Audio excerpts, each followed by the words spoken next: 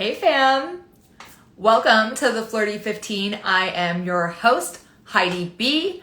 I am a speaker, relationship expert, and author of Relationship Ready, How I Stopped Fucking Randos and Started Cupcaking My Soulmate.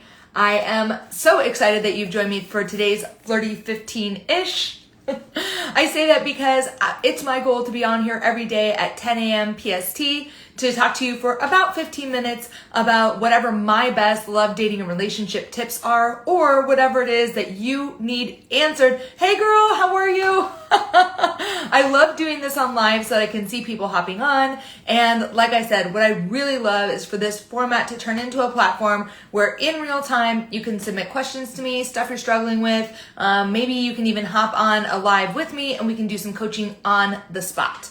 We're already getting off to a better start today than yesterday. Yesterday, the first words out of my mouth were welcome for joining me, which is a combination of welcome and thank you for joining me. Also, we're doing the show today in a bun. I'm feeling really good about this top knot. And finally, we're going to be talking about the guy's girl, which is really just the girl gang, but from a different angle. So I want to talk for a minute about being the guy's girl, what it meant for me, how it caused me pain, and when I decided to try something different.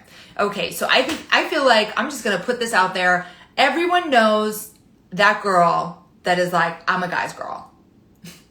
I knew that girl because I used to be her. Some of us used to be her. Some of us know her. She's that girl that would much rather spend time with guys, that thinks that girls are petty, that thinks that guys aren't. Here's a newsflash. Men are just as petty as women are. Sometimes they're pettier. And I know for me, I started to feel like it was more comfortable to be a guy's girl probably in my teenage years. I really was not very comfortable with my femininity. I was not comfortable with being a woman in the world. And it really just seemed like hanging out with the guys was easier. There was like an unspoken rule that we don't talk about anything emotional, so that was convenient. I really wasn't in touch with how I was feeling about anything, and I really didn't want to talk about anything emotional. There were unspoken rules that we talked about stuff that had rules, like sports. That made a lot of sense. And even, this is one of my funniest memories, even during my drinking days, I would do this thing where I would go to a bar before a football game, a sports bar. And I would sit at the bar and I would order a drink and I would listen. I mean, I'd be pretending to do something else, but I'd actually be listening to the TV that was on, because all sports bars are like, there are so many TVs. And I would be listening to the commentary that was going on about that day's game. And I would start to memorize facts about the game so that when men came in, boys came in to watch the games, I would have all these facts memorized about like who the most prolific runner, now I can't remember that. Like who the most prolific running back of the season was, like who was the highest, the quarterback with the most passing yardage. It just became really easy for me to understand the rules of the game, both the literal and the figurative game. It became easy for me to understand rules and facts about topics that men enjoyed. And it also became easy for me to understand that the rules of the game with these male friendships were mostly about like stuff that was not emotional, stuff that was very straightforward, stuff like sports, politics, just really things that it was easy to navigate for me. So that was how I started kind of viewing myself as a guy's girl.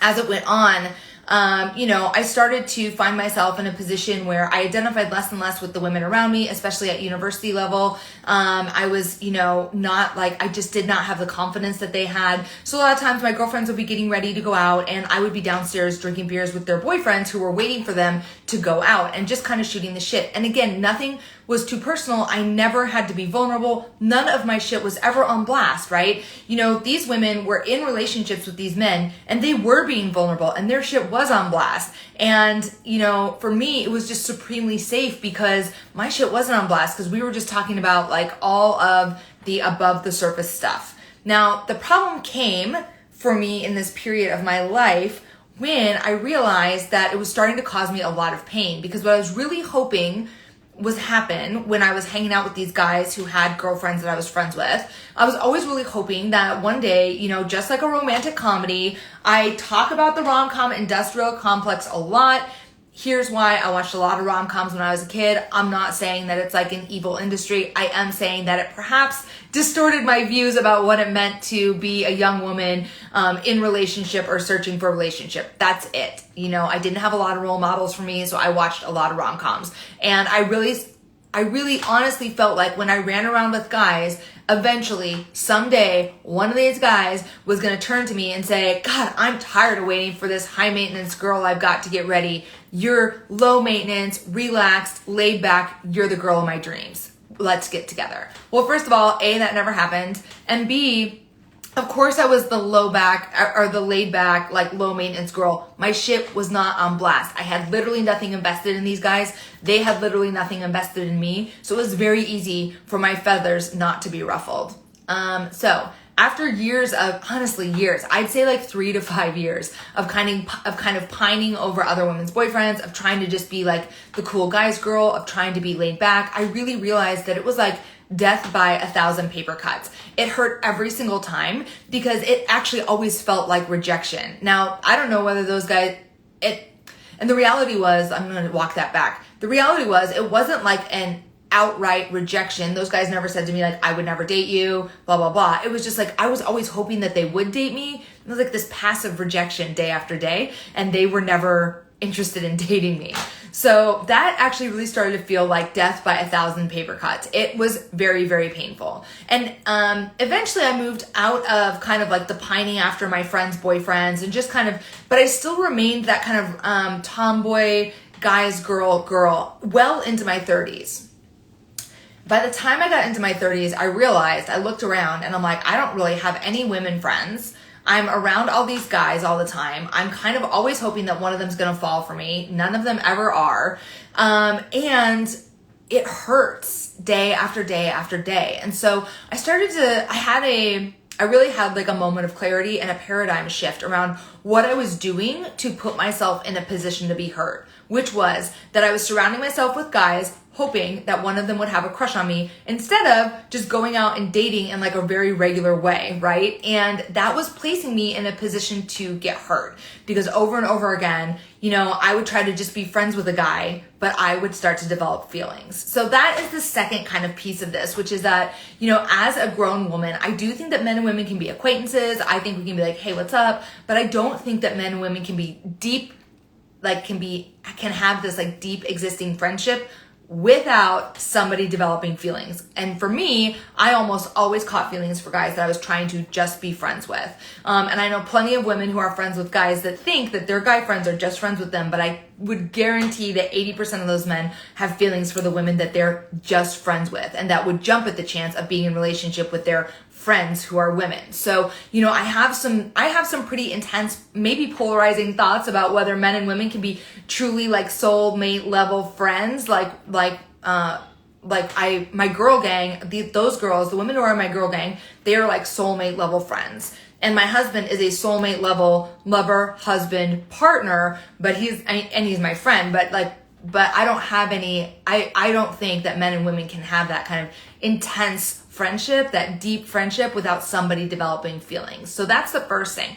The second thing, actually that's the second thing. The first thing was I had to realize that I was putting myself in a position to be hurt over and over again by trying to force friendships or be friends or be the guy's girl. The second thing was I had to realize like I don't think that men and women can really be in deep and meaningful friendships without somebody developing feelings. And the third thing was I had to like really get honest with myself about why, you know, I wanted to be a guy's girl or I was always a guy's girl. Yes, there was something safe about it. Yes, there were clear rules about what we discussed and what we didn't discuss, and the things that we discussed even had rules, so that was very convenient. But the real core of the matter for me was that, you know, being around guys, I got a certain amount of attention that I didn't get when I was around girls. And I also got attention, and it turns out that I liked getting attention from men. And there's a reason, because they're men. They have dicks right there. I said it. So I liked getting attention from people with dicks. And so that meant that I liked hanging out with men. And that was a cold, hard truth to acknowledge.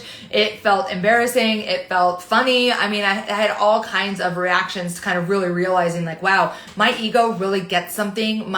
Something really starts going for me when I get a bunch of attention from a guy, even if it's not like, oh, you're hot, but it's like, you're such a cool chick, right? That feels that feels so good to receive that. And there was a reason that it felt even better to receive that compliment from a man than from a woman. So in my mid-30s, I found myself in this place where I really discovered that constantly chasing the attention of men by being a guy's girl was really an unattainable solution for me. It put me in a position to be heard all the time. It caused me to, it required that I be very low maintenance, that I never really feel my feelings, that I couldn't really be vulnerable. It required that I follow the rules of what it meant to be friends with men.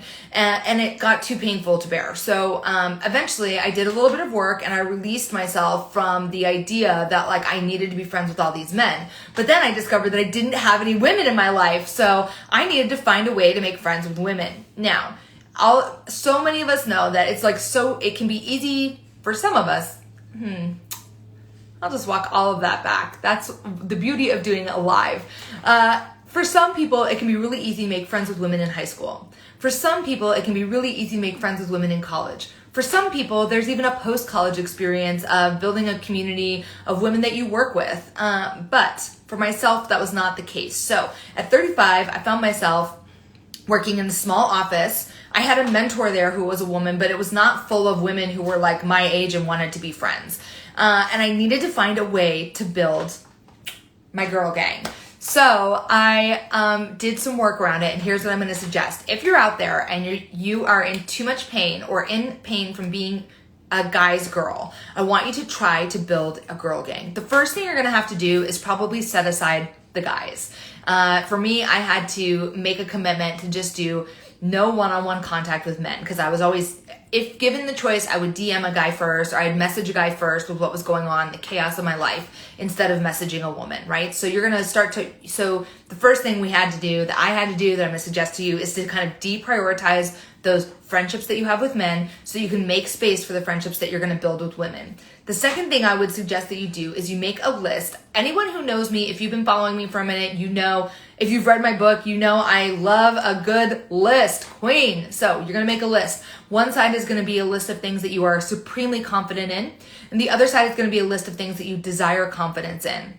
When you look at the desire side, I want you to think about that in terms of women. So anytime you see a woman who has one of the things that you are confident in, I want you to go ask her for a coffee date. I want you to go make a connection with her. Now, in the non-COVID era, it was scary, yes, but easy to ask somebody to grab a coffee with you. I don't know where you are. I don't know what period of time you're listening to this video in, or like where you live. But if you come across a woman who embodies like a supreme confidence around her business, and you're like, oh my God, I want to know how to do that, then you need to be friends with her. And you need to approach her and put something on the calendar. I don't want you to fall into this trap. It happens all the time. Oh, we should get together someday. Someday never comes, sis. So when you find that woman who's got something you want, I want you to approach her via message, in person, whatever, and just say, oh my God, I'd love to get together. I would love to get to know you better. I'm so impressed with what you're doing, whatever it is.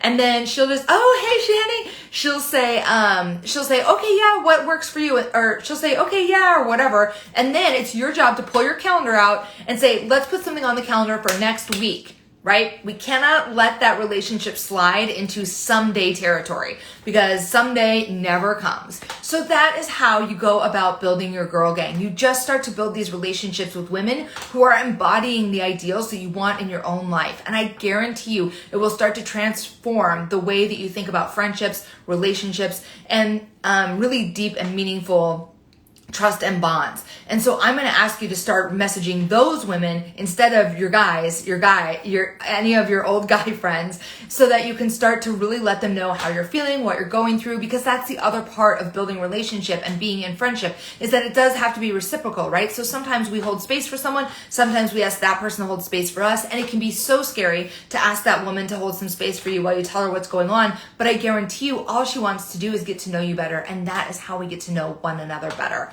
Oh my God. Sometimes I struggle to fill this Flirty 15, but I tell you what, it went by quick today. I am so happy that you joined me for the Flirty 15. It is so good to see you here. I am sending so much love to you. In the meantime, send the Flirty 15 to a friend if it covers something that she needs. Or I'll see you here tomorrow. Flirty 15 will be here every day for the next 30 days. And finally, you can head over to my website, subscribe to my mailing list. That's HeidiBcoaching.com. Check it out over there. And until then, till tomorrow, I am sending you lots of love and light. XOXO to the max.